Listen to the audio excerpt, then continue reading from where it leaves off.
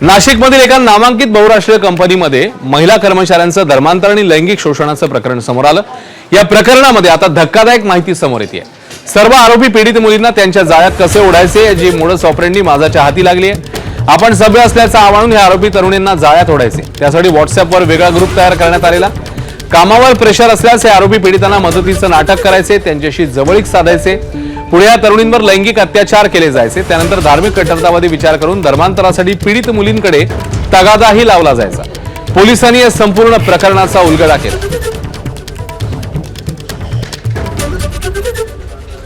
तर corporate जिहादची modus operandi कशी होती बघूया।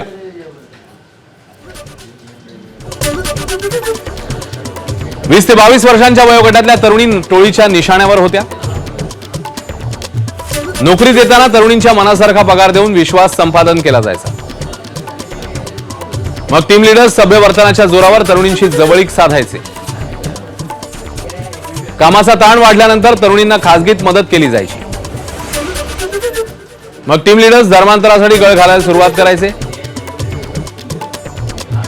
पूजा करून नाही तर नमाज पठण केल्याने पगार वाढतो असं सांगितलं जायचं। ज्या तरुणी नमाज पढायच्या त्यांचा पगार थोडाफार वाढवलाही जायचा।